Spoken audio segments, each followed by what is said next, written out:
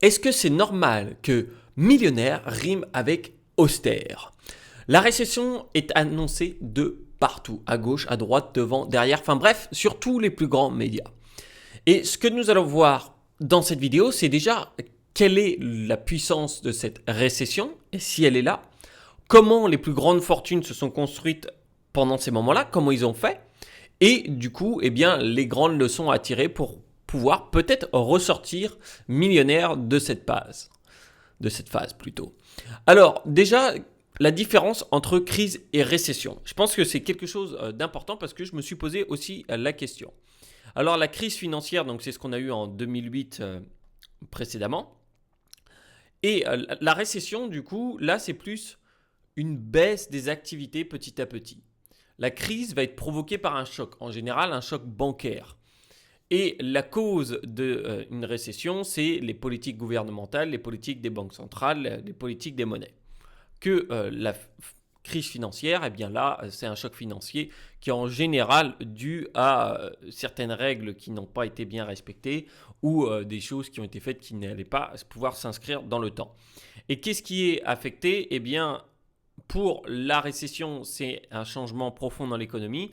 Et pour la crise, c'est affecté sur la valeur papier de ces actifs. Par exemple, toute la crise financière, c'est-à-dire là où il y a eu la grande chute en 2008 des actions, eh bien, c'était des valeurs papier parce que ceux qui n'avaient pas vendu et qui avaient des bonnes actions, qui les ont gardées sur le long terme, ont fait de l'argent. Donc on est là-dessus. Et c'est très intéressant justement de voir la différence entre ces deux-là parce que normalement la récession devrait s'inscrire sur plus longtemps. On sait que la crise de 2008, c'était 2008-2009 et après, c'est bon, ça avait commencé à reprendre. Alors déjà, voyons d'un point de vue économique. Là ici, je prends le Consumer Price Index, un indice des prix pour la consommation sur la France. On voit qu'il y a clairement une augmentation au cours des années puisque chaque mois, eh bien, il y a une légère inflation de 1 à 2%. On voit que la moyenne est de 0,5% par mois, ce qui est bien mieux que votre livret A hein, quand même. Donc on peut féliciter les autorités sur cette belle inflation quand même. Alors bien sûr, c'est pas uniquement de leur faute, mais c'est juste que pour comparer, si on utilise leur support d'investissement et qu'on croit dans leur politique monétaire, ça va être compliqué dans la vie. Et si on compare aux États-Unis, et c'est là que ça devient intéressant, les États-Unis ont quelque chose de beaucoup, beaucoup plus fort. Hein, puisque ici, eux, ils ont une augmentation par mois qui est de 0,33 là, qui est mise, mais au final, le changement, étant donné que sur plusieurs mois, ils ont une plus grande augmentation, eh bien, les prix augmentent plus. Alors, ce qui fait que ça peut changer des comportements. Ça peut changer les comportements chez les personnes. Pourquoi? Parce que on peut voir des choses qui vont se passer dans les comportements d'achat.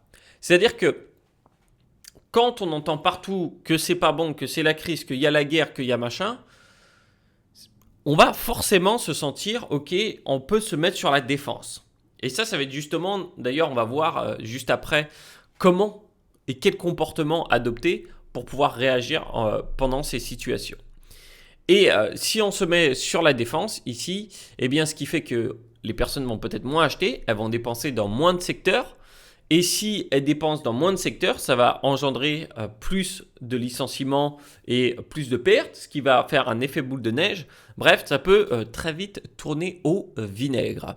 Alors, quand on parle des changements dans la consommation, ici, nous avons les intentions de dépenses pour 2022 chez les consommateurs. Alors, les intentions et comment ils vont dépenser, c'est pour moi deux écoles. Hein.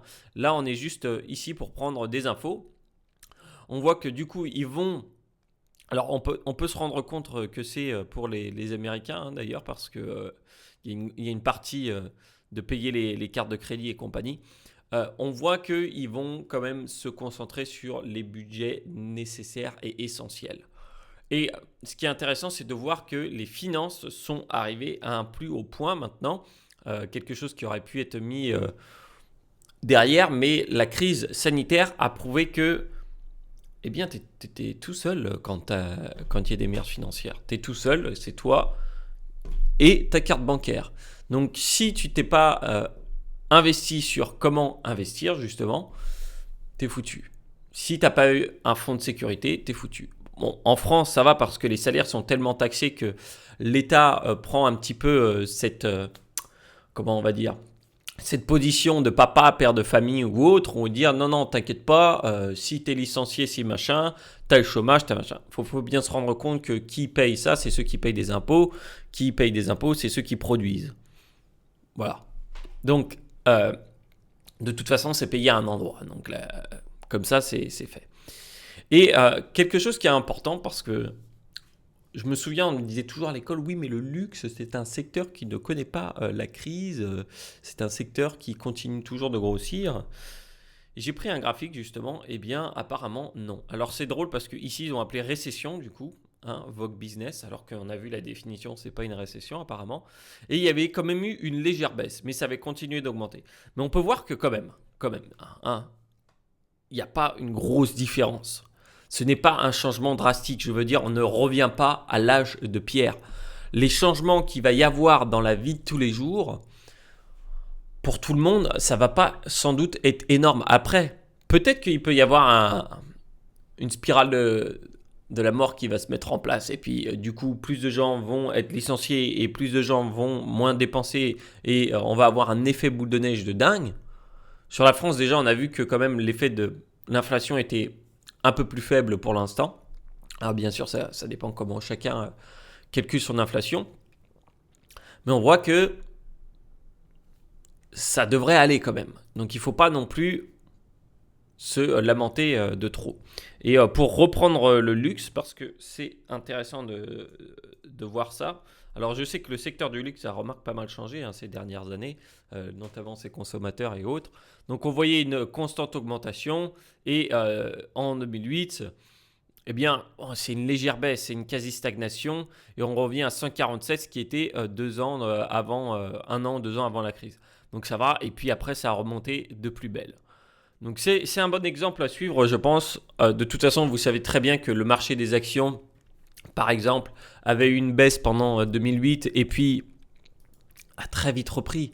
Donc ça n'a même pas été long. C'est-à-dire que de toute façon, l'humain ne peut pas vivre longtemps avec un sentiment de dépression. Parce que on le sait, toutes les personnes qui ont une dépression essayent de s'en sortir. Enfin, je veux dire une bonne partie quand même. Et le penser négativement, c'est quelque chose que j'ai appris ça en improvisation et en stand-up comedy. C'est qu'en fait, quand on est dans le négatif, eh bien, tu as un seuil. Tu as un seuil qui est la mort, en fait. Tu peux pas aller plus négatif que ça. Mais dans le positif, tu n'as pas de seuil. Donc, ce qui fait que, par exemple, pendant un acte, tu vas pas descendre l'autre. Parce que si tu le descends, si tu l'insultes ou si tu le rabaisses, bah, tu peux pas aller très loin dans ton acte. Que si tu le remontes, là tu peux aller loin. Et c'est ça qui est intéressant parce que on sait que sur tous les investissements, on peut monter toujours plus haut. Alors bien sûr, il y a des sommets, à un moment, ils sont atteints, il y a une crise, puis ça revient. Maintenant, on va regarder un petit peu comment bien investir à ces moments-là et quelles ont été les leçons qu'on peut tirer d'un grand investisseur comme Warren Buffett. Déjà, passons sur la politique sur oui, non, machin, c'est de plus en plus dur. Le nombre de millionnaires a continué d'augmenter aux États-Unis, si bien qu'il a dépassé les 1% des Américains qui sont devenus millionnaires. Ça, c'était en 2021, donc en plein cœur d'une crise aussi. Donc on a une crise sanitaire, on a eu des politiques monétaires et on aurait sans doute une récession maintenant. Juste avant de voir ça, un investissement qui est totalement étrange pour moi, les vins. Les vins qui apparemment ont très bien marché pendant la crise de 2008, puisqu'on voit ici le vin qui avait monté ici. Quand tout tourne au vinaigre, peut-être qu'il faut prendre du vin. Bon, après, ce n'est pas un investissement que je conseillerais spécialement. Je pense que c'est un investissement de niche qu'il faut bien connaître, mais c'est intéressant de voir ça. Alors, comment font les millionnaires pour gagner leur argent et devenir millionnaires ? On a la réponse ici. Millionaires put their money into place where it will grow, such as mutual funds, stocks and retirement accounts. Donc, ils mettent leur argent là où ça produit de l'argent. Ça arrive sur justement notre première stratégie, c'est que en général, sur les marchés financiers, c'est mieux d'aller à contre-courant.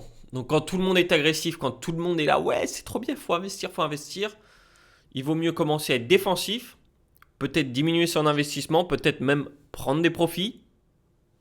Et quand tout le monde est en train de pleurer, non, mais c'est la fin, c'est bon, machin, c'est fini, être défensif, et bien là, il faut être agressif. Parce que c'est à ce moment-là, c'est au moment où il y a les chutes qu'il y a l'argent qui se fait. On peut l'analyser très simplement. Par exemple, le portefeuille de Warren Buffett, il y a Apple, Bank of America, American Express, Chevron et Buffett qui avait aussi, il y a Coca-Cola qui avait été sorti. Si on regarde quand il a acheté Coca-Cola, qui est dans le top 5 du coup des actions qu'il a, il a acheté le top 5 quand ça avait eu une chute sur le marché de 1987. Voilà. Et maintenant, c'est le troisième plus gros actionnaire de Coca. Alors, je ne sais pas si c'est toujours le cas aujourd'hui, mais c'est ce qu'il a fait. C'est ce qu'il a fait. Alors, justement, on peut s'amuser à faire le petit exercice de si on avait acheté des actions Coca pendant sa chute, combien ça faisait? Donc, si on avait acheté des actions Coca en 1988, si on avait acheté pour $1000, on aurait $17 000. Voilà. Comparé à 2018. Alors, bien sûr, si vous avez une machine à retourner dans le temps, au lieu d'essayer d'acheter des actions dans le passé, plutôt prenez la grille du loto qui était à ce moment-là. Ça ira plus vite. Hein. Non, mais plus sérieusement, donc on sait que Warren Buffett a fait ça. On sait que Warren Buffett aussi, pendant la crise financière, il a acheté en masse le secteur bancaire, notamment Bank of America, où eh bien, on savait que Warren Buffett était quelqu'un qui avait des liquidités, il avait du cash. Donc toutes les personnes qui ont aujourd'hui du cash, ça va être intéressant s'il y a des grosses chutes. Là, on sait qu'il y a eu des chutes sur tout le secteur qui est licorne, mais même pas licorne, c'est les décacornes, ou je sais même pas comment on pourrait les appeler. Enfin bref, les Mang, donc Meta, anciennement Facebook, Apple, Amazon, Netflix et Google ont eu certaines chutes. D'ailleurs, Snapchat a eu une chute de près de 40%, je crois, c'est quelque chose comme ça. Enfin bref, il y a eu une grosse chute sur le secteur boursier des valeurs technologiques. Est-ce qu'on va arrêter d'utiliser ces valeurs technologiques? Je ne suis pas sûr. Donc la première stratégie, ça va être d'être agressif quand tout le monde est défensif. Ça, c'est le bon. Ensuite, bien sûr, le long terme. Là, on regardait sur Coca, on regardait Warren Buffett. Il ne faut pas investir pour les 3 prochains mois, les 6 prochains mois. Il faut regarder à minimum 2 ans, 3 ans. On a vu sur la crise financière, par exemple, ça a duré globalement 2 ans et puis ça a continué de remonter. Et il faut bien sûr se détacher des médias là-dessus et regarder plutôt une approche avec de la donnée. Le but d'un média n'est pas le même but que pour toi. Le but d'un média, c'est de te faire consommer ce média-là pour pouvoir te vendre du temps publicitaire. Okay, donc leur but n'est pas d'avoir une approche chiffrée spécialement, et un événement qui va durer ce temps-là, pour eux ça va être mieux de l'écarter un peu plus s'ils n'ont pas d'autres sujets. Bien sûr, si à un moment il y a un autre sujet, ça partira. Alors justement, pour l'investissement sur le long terme, on peut prendre la stratégie du feignant mais qui fonctionne bien, le dollar cost average, c'est-à-dire l'achat régulier.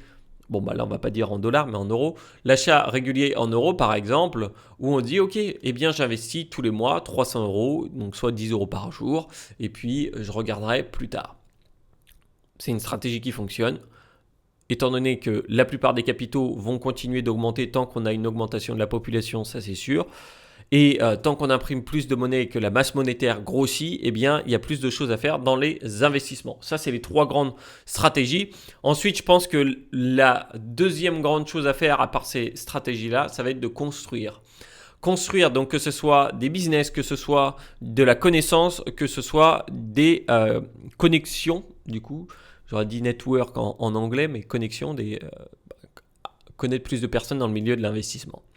Pourquoi ces choses-là? Parce que plus on va développer nos connaissances et mettre en place des choses dans les investissements, plus on va être tranquille après. Parce qu'il y a une grosse partie de l'état d'esprit qui va être aussi connectée à ce qu'on connaît.